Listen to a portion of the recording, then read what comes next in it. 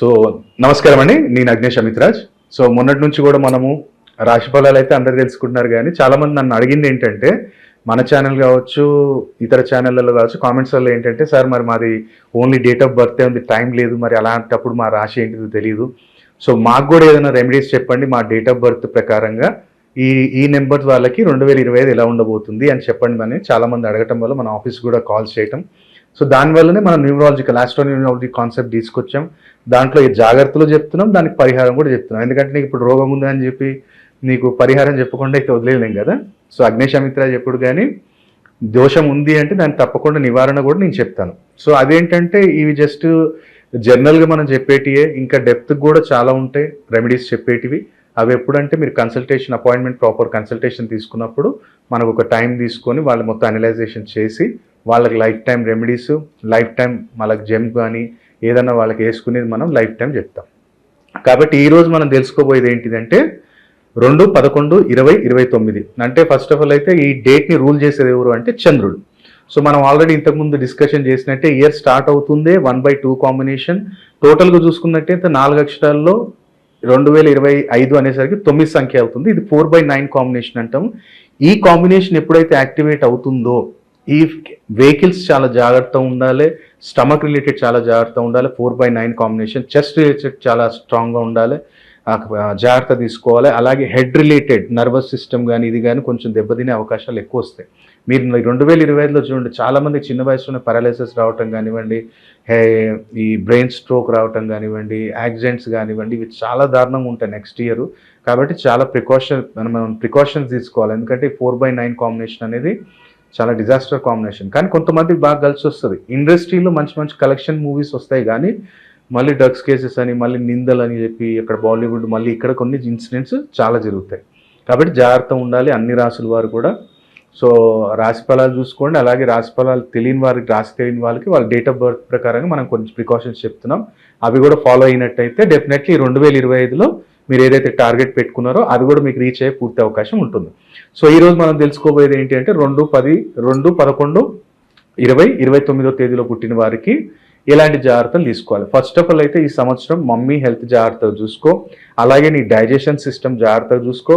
ఎక్కడైతే చాలామంది commission work చేస్తున్నారో, సేల్స్ దాంట్లో వర్క్ చేస్తున్నారు, మార్కెటింగ్ దాంట్లో వర్క్ చేస్తున్నారు, వాళ్ళు కొంచెం జాగ్రత్త. ఏదైనా సరే కానీ ఒక దగ్గర మనం ఏదైనా మనం ఇప్పుడు ఇంకా మీకు ఎక్స్పాండ్ చేయండి, అది చేయండి అన్నప్పుడు కొంచెం ఎక్కువ ప్రెషర్ తీసుకోకండి. ఈ ప్రెషర్ ఎక్కువ తీసుకోవటం వల్ల కూడా కొన్ని హెల్త్ ఇష్యూస్ అనేవి రేజ్ అవుతాయి. కాబట్టి జాగ్రత్త ఈ సేల్స్ వాళ్ళకి. అలాగే మనకి ఇప్పుడు నేను చెప్పినగా జాగ్రత్త, మళ్ళీ చెస్ట్ డైజెషన్ సిస్టమ్ జాగ్రత్త. సో మరి ఏం చేయాలి గురుగారు ప్రతినిత్యం అనుకుంటే, మీరు ఒకటే రాగి చెంబులో నీళ్లు తీసుకొని దాంట్లో ఒక 11 ఎర్రమిరపకాయ గింజలు వేసేసి ఓం నమో భగవతే సూర్యాయ నమః అనుకుంటూ ఆయనకు అర్ఘ్యం ఇవ్వటం మొదలుపెట్టండి. కుదిరితే దగ్గరలో ఎక్కడైనా కానీ శివాలయం కానీ, బాబా అంటే గురు స్వరూపులు, ఇప్పుడు నేనైతే బాబాని నమ్ముతాను, ఎవరు ఏమనుకున్నా కానీ నేనైతే బాబా భక్తుడిని. సో మీకు దగ్గరలో ఎక్కడైనా కానీ శివాలయం కానీ, బాబా టెంపుల్ కానీ దగ్గరలో ఎక్కడైనా ఉంటే అక్కడ ఒకటి తెల్ల గులాబీ చెట్టు నాటండి. ఎక్కడైనా సరే కానీ దగ్గరలో తెల్ల గులాబీ చెట్టు నాటండి. తెల్ల గులాబీ చెట్టుకి ఏం చేయండి అంటే చక్కెర కలిపిన నీళ్లు పోయటం మొదలుపెట్టండి. ఈ సంవత్సరం మొత్తం మీరు ఎప్పుడు వెళ్ళినా, గురువారం రోజు వెళ్తా సార్, నేను సోమవారం రోజు వెళ్తా, నేను నాకు కుదిరినప్పుడు వెళ్తా, ప్రతిరోజు వెళ్తా అంటే ప్రతిరోజు కూడా చిన్న స్టీల్ డబ్బాలో కొన్ని వాటర్ తీసుకొని అట్లా షుగర్ మిక్స్ చేసి ఆ షుగర్ వాటర్ అనేది ఆ యొక్క చెట్టుకు పోయటం మొదలుపెట్టి సంవత్సరం మొత్తం నీకు ఎంత ప్రాస్పారిటీ ఉంటుంది, హెల్త్ వైజ్గా కానీ ఫైనాన్షియల్ వైజ్ కానీ బ్రహ్మాండం ఉంటుంది. అలాగే నిత్యం కూడా ఏంటి అంటే ఈ సంవత్సరం నీకు కుదిరితే స్కూల్స్ ఎప్పుడైతే రీఓపెన్ అవుతాయో, ఆ స్కూల్స్ రీఓపెన్ అయినప్పుడు ఎవరైనా కానీ చిన్నపిల్లలు ఒక 10 years లోపు ఎల్కేజీ నుంచి ఒక 3rd క్లాసు ఆ పిల్లలు, గవర్నమెంట్ స్కూల్ పిల్లలు ఎవరికైనా సరే కానీ నీకు కుదిరినంత, నీ బడ్జెట్ ఉన్నంత దాంట్లో వాళ్ళకి షూస్ ఇప్పించడానికి ప్రయత్నం చేయి. ఎందుకంటే నువ్వు చంద్రుడు ఏంటంటే నిన్ను అనవసరమైన ఈ సంవత్సరం మొత్తం ఇబ్బంది పెట్టేది ఏంటంటే కేతు. సో ఫస్టే మన సంవత్సరం బిగినింగ్లోనే కేతువుని మనం శాంతి చేసేసామంటే అన్ని శుభగ్రహాల అనుగ్రహం అనేది నీకు లభిస్తుంది. కాబట్టి నీ బడ్జెట్ ఒకళ్ళకి ఇప్పిస్తావా, 5గురికి ఇప్పిస్తావా, షూస్ ఎంత మనకి maximum 250 to 300 rupees. So 1500 2000 budget పెట్టుకోండి, ఒక 5గురికి అన్ని ఇప్పియండి. మరి పర్టికులర్ ఏ రోజు ఇప్పియాలి గురుగారు అనుకుంటే వెనస్డే కానీ, ఫ్రైడే కానీ, సాటర్డే కానీ, ఈ 3 రోజులలో ఎప్పుడన్నా ఇప్పి. కలర్ అనేది నీ చాయిస్, నువ్వు బ్లాక్ ఇప్పిస్తావా, బ్రౌన్ ఇప్పిస్తావా, colour is totally up to your choice అనమాట. సో మ్యాక్సిమం అయితే గవర్నమెంట్ స్కూల్స్లలో అన్నీ కూడా బ్లాకే ఉంటాయి మనకి. సో అక్కడ ఇవ్వడానికి ప్రయత్నం చేయండి. దాంతోపాటు ఇయర్ మొత్తం కూడా, ఎందుకంటే year starting beginning with 1/2 combination కాబట్టి మీరు ఈ 2 తారీఖులో పుట్టినప్పుడు కనీసం 2 మంత్స్కి ఒకసారి 3 మంత్స్కి ఒకసారి ఎక్కడైనా సరే కానీ గవర్నమెంట్ హాస్పిటల్ దగ్గర ఫుడ్ అన్నదానం చేయండి. అందులో పర్టికులర్ బగారా అండ్ మనకి పాలకూర పప్పు కానీ ఏదైనా ఉండేటట్టు చూసుకోండి. ఇంకా వేరే వేరే అదర్ కర్రీస్ మీరు కర్డ్ పెడతాను, నేను బనానా ఇస్తాను, it is total ups to you. కానీ బట్ బగారా మీకు ఖచ్చితంగా ఈ యొక్క ఏదైతే పాలకూర పప్పు అనేది ఉండేటట్టు చూసుకోండి. నేను ఇంతకుముందు కూడా చెప్పాను కదా, బగారాలో మనం ఒకటి బగారా ఆకేస్తాం.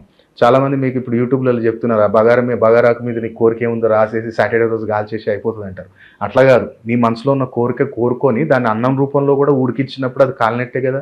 అది నువ్వు ఎవరికైతే తీసుకెళ్ళి నువ్వు ఎక్కడైతే గవర్నమెంట్ హాస్పిటల్ దగ్గర ఇస్తావో నీ చంద్రుడు బలపడతాడు, నీ బుధుడు బలపడతాడు, నీ రవి బలపడతాడు. సో రవి బలపడ్డప్పుడు ఏమవుతుంది, ఈ సంవత్సరం మొత్తం కూడా నీకు స్థిరత్వాన్ని ఇస్తాడు, స్థిరాస్తి ఇస్తాడు, నీ యొక్క జీవితంలో ఒక స్థిర ఆదాయాన్ని ఇస్తాడు, నీకు ఒక స్థిర ఆరోగ్యాన్ని ఇస్తాడు. అంటే స్థిరం అనేసరికి ఆస్తి ఒకటే కాదు కదా, నేను ఆరోగ్యంగా ఉన్న, జనవరిలో ఆరోగ్యంగా ఉన్న, ఫిబ్రవరిలో కూడా బాగుండాలి, మార్చిలో కూడా బాగుండాలి, ఈ సంవత్సరం మొత్తం కూడా బాగుండాలి. సో నీకు ఆరోగ్యాన్ని ఇచ్చే రవి బలపడ్డా. క్యాష్ లిక్విడిటీ కారకుడు ఎవడు, చంద్రుడు. అలాగే మనస్కారకుడు అంటాం. లిక్విడిటీ కారకుడు, ధనాన్ని రొటేషన్ చేసే గ్రహం ఏదంటే చంద్రుడు. సో నీ మనీ కూడా రొటేషన్ కావాలి కదా. నువ్వు బిజినెస్లో ఉన్నావా, నీ జాబ్లో ఉన్నావా, నీకు ఇప్పుడు నెలకు 40,000 శాలరీ వచ్చింది, దాన్ని కరెక్ట్ యూటిలైజ్ చేసుకుని కొంచెం సేవింగ్ చేస్తున్నాయి కదా, రేపు నీ పిల్లలకు నువ్వేం పెట్టగలుగుతావు. కాబట్టి అక్కడ చేయటం వల్ల నీ చంద్రుడు కూడా బాగుపడ్డాడు, బుధుడు బాగుపడ్డాడు ఏమవుతుంది, బిజినెస్ వాడికి కలిసి వస్తా. బుధుడు అట్లేం కాదు కదా, నువ్వు జాబ్ చేస్తున్నప్పుడు నీ యొక్క కొలీగ్స్ తోడు కూడా నీకు కమ్యూనికేషన్ బాగుండాలి కదా. సో కమ్యూనికేషన్ అండ్ రిలేషన్షిప్ ఇచ్చేది ఎవరు, బుధుడే కదా. సో గవర్నమెంట్ హాస్పిటల్ దగ్గర అన్నదానం చేయడం వల్ల ఇంత రెమెడీ ఉంటుంది. అదే చాలామంది అడుగుతారు, మరి నేను వృద్ధాశ్రమం దగ్గర చేయొచ్చా అంటే ఒకసారి నీ జాతకం చూపించుకో. ఎందుకంటే గవర్నమెంట్ హాస్పిటల్ దగ్గర ఎవరైనా చేయొచ్చు. వృద్ధాశ్రమం చేయాలంటే ఒకటే, నీళ్ళు ఇవ్వాలా, అన్నం ఇవ్వాలా, ఇది కూడా ఉంటుంది. 2 లాజిక్స్ ఉంటాయి. ఎందుకంటే నీ చంద్రుడు శుక్రుడు బాగున్నాడు, నువ్వు తీసుకెళ్ళిపోయి అక్కడ అన్నం ఇచ్చేసావు, ఆటోమేటిక్గా నీ డైజెస్టివ్ సిస్టమ్ బాగోకూడదు, అక్కడ మైనస్లోకి వెళ్ళిపోతుంది. అలాగే మమ్మీకి హెల్త్ ఇష్యూస్ వస్తాయి, నీ లిక్విడిటీ క్యాష్ అయిపోతుంది, నీ భార్య భర్తలో గొడవలు స్టార్ట్ అవుతాయి. నీకు బాగలేనప్పుడు అక్కడ ఇవ్వు. మనం నీళ్ళు ఇచ్చాం గురుగారు అన్నం ఇవ్వనంటే అది నీ శనేమో బాగున్నాడేమో, తులారాశిలో స్థితిలో ఉన్నాడు, లేదా మకర రాశి కుంభరాశిలో స్వక్షేత్రంలో ఉన్నాడా, అప్పుడు కూడా నువ్వు ఒకవేళ అక్కడ తీసుకెళ్ళి అక్కడ నీళ్లు నువ్వు వసతి చేయడం వల్ల ఏమవుతుంది, నీ శని దెబ్బతింటాడు, నీ చంద్రుడు దెబ్బతింటాడు. శని చంద్రుడు ఎప్పుడైతే దెబ్బతిన్నప్పుడు నీ బయట అవుట్ స్టాండింగ్ ఏదైతే అమౌంట్ ఉందో అది స్టక్ అయిపోతుంది, అది రాదు. సో అప్పుడు ఏమవుతుంది, డిప్రెషన్కి వెళ్ళిపోతారు. ఏమో బయట 50 లక్షలు అయిపోయినాయి, ₹1 కోటి అయిపోయినారు అని చెప్పి ఆ డిప్రెషన్లోకి వెళ్తావు. సో ఇయర్లో మొత్తం నీకు డిప్రెషన్ వచ్చిందంటే బిగినింగ్లోనే నువ్వు ఇంకేం చేయగలుగుతావు. అందుకని ఏంటంటే నీకు ఒకవేళ డేట్ ఆఫ్ బర్త్ టైం ఉందా, ఒకవేళ జాతకం మంచిగా వేయించుకొని, సార్ గురుగారు ఈ సంవత్సరం మొత్తం నేను ఏం పరిహారాలు చేయాలి, అగ్నేశమిత్రాది దగ్గరికి ఏం రాకు, మీ దగ్గరలో ఎవరైనా మంచి ఆస్ట్రోన్యూమరాలజిస్ట్ ఉంటే వాళ్ళని కన్సల్ట్ అవ్వు. మంచి గురువులను ఆశ్రయించేసి నా లక్కీ నెంబర్ ఏంటి, నా లక్కీ కలర్ ఏంటి, నా లక్కీ డైరెక్షన్ ఏంటి, నేను ఈ సంవత్సరం నేను కొనుక్కోవాలనుకుంటున్నాను గురుగారు, మరి నేను ఏం చేయాలి. సో అట్లా నువ్వు ఏదైనా ఉంటే కరెక్ట్ మనకు కనుక్కోవచ్చు. సో ఈ సంవత్సరం వివాహపరంగా కూడా జరగాలి, వివాహంలో ఎలాంటి ఆలస్యం జరగొద్దు అనుకుంటే ప్రతినిత్యం కూడా సాయిబాబా టెంపుల్ కానీ, మ్యాక్సిమం అయితే బాబా టెంపుల్లోనే నానబెట్టిన శనగలు, రొట్టెలు తీసుకెళ్ళి అక్కడ బాబాకు నైవేద్యం పెట్టి దగ్గరలో ఉన్న భక్తులకు అందరికీ గురువారం పంచేయి. అలాగే ఏదైతే నీ వివాహ జీవితం ఉందో ఆ దాంట్లో కూడా ఎలాంటి ఇబ్బంది ఉండదు. విద్యా సంబంధించిన ఎలాంటి ఇబ్బందులు ఉండకూడదు అంటే ప్రతినిత్యం కూడా బుధవారము పాలలో కొంచెం కుంకుమ వేసి మీ పిల్లలకు తాగిపీయటం చేయండి. వాడు తినడు సార్, వాడు పాలు తాగడు సార్ అనుకుంటే ఒకటే పని చేయండి, పాయసం చేసి దాంట్లో కుంకుమ వేసేసి సరస్వతి మాత అమ్మకి సమర్పించేసి అక్కడ మీరు పిల్లోడికి ఇవ్వండి. సరస్వతి మాత అంటే విద్యాకారకురాలు అమ్మ, మన జ్ఞానాన్ని ఇచ్చేది సరస్వతి మాతనే. కానీ మనకు నెగిటివ్ థాట్స్ ఇచ్చేది ఎవరు అంటే రాహుని ఎవరు కంట్రోల్ చేస్తారంటే సరస్వతి మాత. అందుకని ఎవరైనా రాహు నీకు నెగిటివ్ ఉన్నాడా, రాహు నీకు లగ్నంలో ఉన్నాడు, 2వ ఇంట్లో ఉన్నాడు, 5వ ఇంట్లో ఉన్నాడు, 8వ ఇంట్లో ఉన్నాడు, 9వ ఇంట్లో ఉన్నాడు అన్నప్పుడు ఈ రెమెడీ చేయండి, రాహు ఆటోమేటిక్ కంట్రోల్ అవుతాడు. కాబట్టి ఎవరికైతే విద్యా సమస్య ఉందో వాళ్ళు కూడా ఇది చేసుకోవచ్చు. ఈ 2, 11, 20, 29 తేదీల వారికి ఈ యొక్క పరిహారం కూడా చేసుకోవచ్చు. అలాగే ఎవరికైతే ఒకవేళ విదేశీయానం అనుకుంటున్నామో ఈ సంవత్సరం మంచి ఛాన్సెస్ ఉన్నాయి. కాకపోతే అప్పు చేసే ముందు ఆలోచించండి, మా బాబుని పంపించాలనుకుంటున్నా, మా పాపను పంపించాలనుకుంటున్నా అంటే అక్కడ డిసిజన్ చేసే ముందు మీ ఫైనాన్షియల్ స్టేటస్ ఒకసారి చెక్ చేసుకోండి. ఎందుకంటే ఈ డేట్లో పుట్టిన వాళ్ళకి ఈ సంవత్సరం కొంచెం ఫైనాన్షియల్ ఇష్యూస్ అనేవి రేజ్ అయ్యే ఛాన్సెస్ పూర్తిగా ఉన్నాయి. కాబట్టి ఒకసారి మీ దగ్గర నేను అన్నట్టు అదే డేట్ ఆఫ్ బర్త్ లేదు సార్, ఒకసారి పామిస్ట్రీ చూపించుకోండి, లేదంటే న్యూమరాలజికల్గా డేట్ మంచి చూపించుకోండి, 2 కన్సల్ట్ అవ్వండి. ఇప్పుడు నాదే డేట్ ఆఫ్ బర్త్ లేదు, టైం లేదు సార్, డేట్ ఆఫ్ బర్త్ ఒకటే ఉంది అన్నప్పుడు మీరు ఏం చేయండి, పామిస్ట్రీ చూపించుకోండి. అలాగే పామిస్ట్రీతో పాటు న్యూమరాలజీని యాడ్ చేసుకోండి. అలాగే నేను సిగ్నేచర్ చేస్తే ఎలా చేయాలి, ఒకవేళ నా పూర్తి పేరు నేను రాయాలా, ఎన్ని అక్షరాలు రాయాలి, ఇది కూడా తెలుసుకుని ఈ సంవత్సరం జాగ్రత్త పడండి. ఆల్రెడీ మనకి 2024 ఒక 1 ఇయర్ మిస్ అయిపోయింది. సో ఈ సంవత్సరం అన్నా మంచి గైడెన్స్ తీసుకొని ముందుకు వెళ్ళాము అంటే డెఫినెట్లీ ఈ సంవత్సరం మీరు అనుకున్న పనులలో అన్నింటిలో రీచ్ అవుతాయి.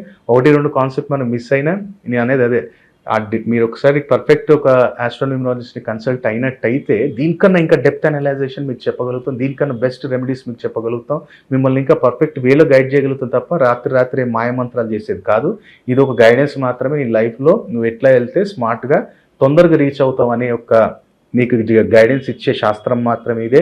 ఏదో మీకు మహిమలు చూపించేస్తాం, రాత్రి కరోడ్పతులు చేసేస్తాం అనేది కాదు ఇది. ఇది ఒక గైడెన్స్ లాగానే తీసుకోండి, ఒక స్మార్ట్ వర్క్ చేయండి, తొందరగా మీ గోల్ని రీచ్ అవ్వండి అని కోరుకుంటున్నాను. సో సర్వే జనా సుఖినో భవంతు. ఓం నమః శివాయ.